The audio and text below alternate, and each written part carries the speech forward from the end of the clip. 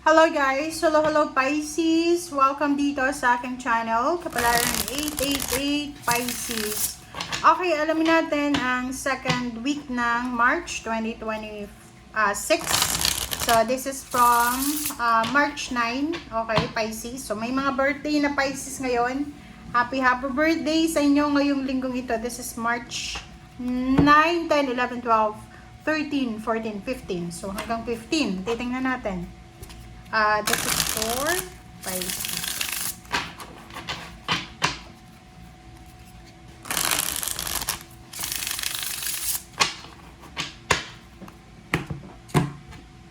Alright. Okay, Four of Swords. King of Pentacles. Queen of Wands.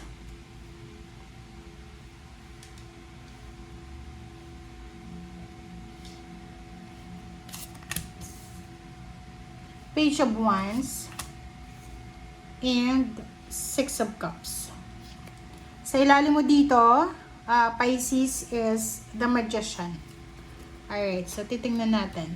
So there's a magic here. Okay, Pisces. This is your first 6 cards. Sinasabi ng baraha mo sa linggong ito na if ever lang na pagod ka, medyo makaramdam ka since nasa Mercury retrograde ka pa.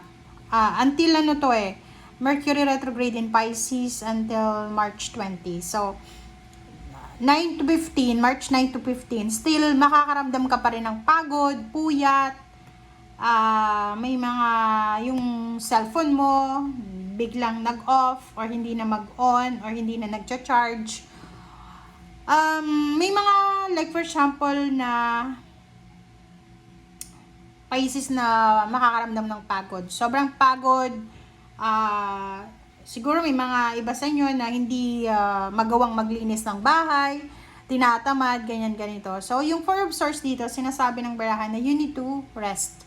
You need to take care of yourself, self-love, self-care, and health. Yun yung pinaka-focus dito. And aside from that, yung Four of Swords dito, sinasabi ng barahan na bago ka, so since nasa Mercury retrograde tayo, bago ka gumawa ng desisyon, pag-isipan mo, and as much as possible, huwag kang gagawa ng desisyon. Kasi, lalo na nasa fire horse tayo, yung horse kasi is, takbo lang siya ng takbo eh. So, kailangan huwag kang masyadong emosyonal sa mga decision making mo. And yung Four of Swords dito, sinasabi ng Four of Swords na pag-isipan nating mabuti, patapusin mo muna yung Mercury retrograde. So, mag-decision ka maybe March 21, 22, ganyan, onwards. Okay? Yung next card natin is yung King of Pentacles. Yung King of Pentacles dito, sinasabi ng baraha sa'yo dito na there's a Pisces na siguro yung tingin sa'yo ng mga tao sa paligid mo, wala kang pera. Yung tingin ng mga tao sa paligid mo, kasi yun yung pinoproject mo eh. Okay? Because of trauma, parang, like for example dati, you are open na ipakita sa mga tao na you are abundant, prosperous, ganyan.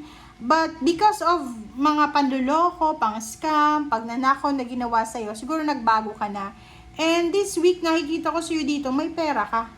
You have money, you have savings, you have emergency funds, you have something na dudukutin.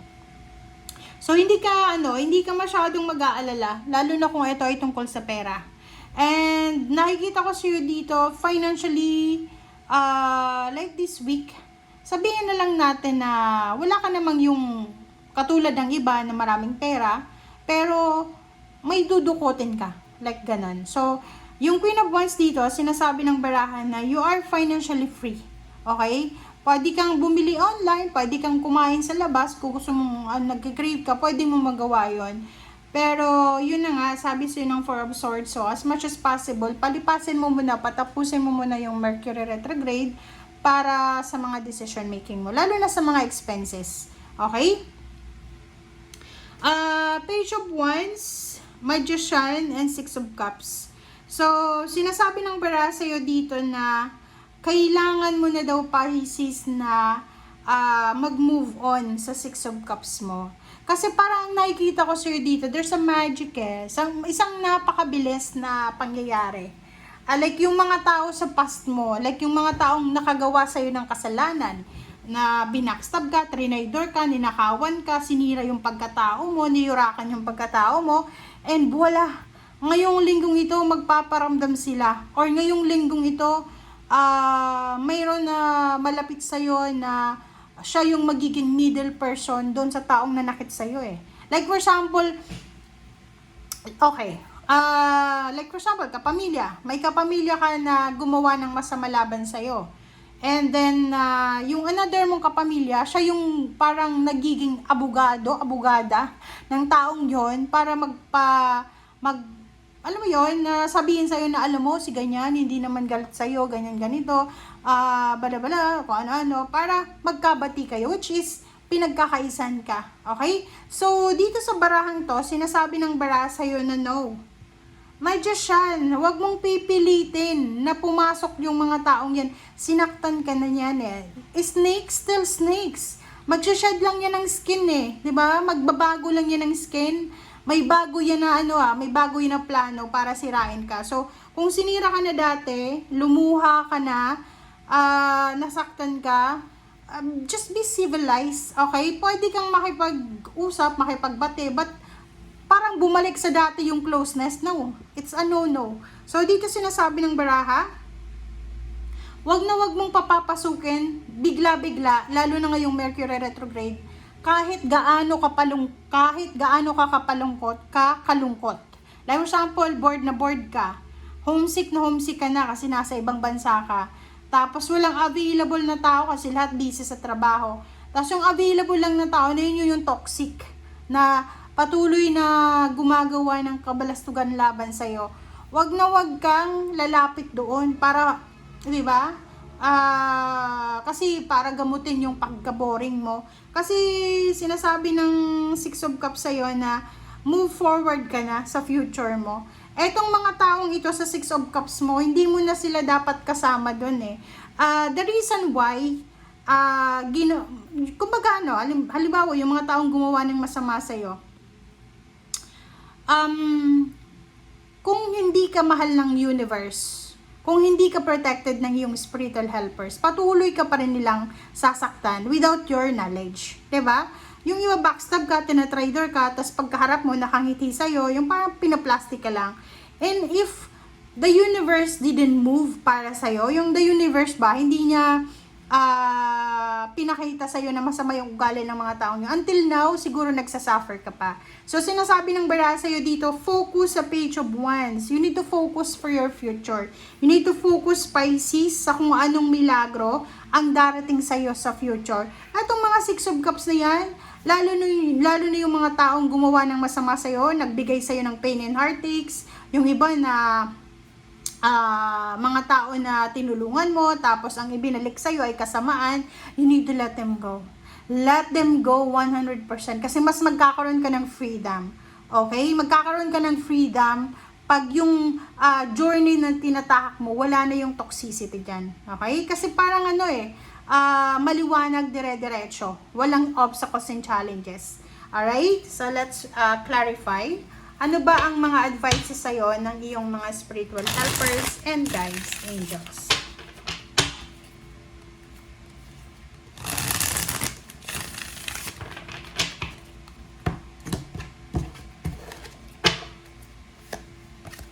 Okay, Pisces, the Wheel of Fortune.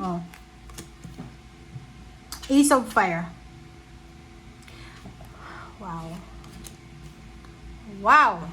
Okay, so yung first 3 cards natin sa second deck, sinasabi Pisces sa'yo na congratulations kasi isang exciting, napaka-exciting na opportunity, decision, isang napaka-exciting na pangyayari o sitwasyon na posibleng magdadala sa'yo ng good luck, good fortune, ng progress, ng change, transformation, life change, freedom, ang darating sa'yo. So, magbabago yung takbo ng buhay mo. So, kaya sabi sa'yo ng barahan na to, na mag-focus ka sa paparating. Okay? Yung mga taong yan nasa past mo, ginawan ka ng masama, kailangan mo nang i-outgrow sila. Okay?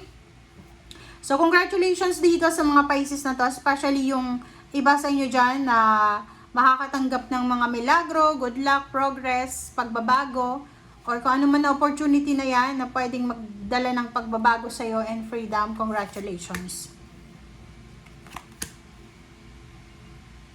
Okay, so yung last 3 cards natin dito is 10 of Air, 3 of Fire, and 4 of Earth. So yun, sabi ng bara sa'yo dito na prepare yourself, diba? Ihanda mo yung sarili mo, Pisces, because you will recover from hurtful endings and new beginnings, and you will be free. Kumbaga freedom lahat to eh. Sinisigaw ng baraha mo na Pisces, you are free.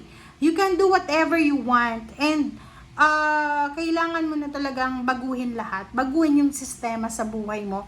Okay? And nakikita natin dito yung expansion. So like for example, you are expanding your business, may magta-travel, may magre-relocate, possible na bibili ng sasakyan, or posibleng marami kayong plano para sa future nyo.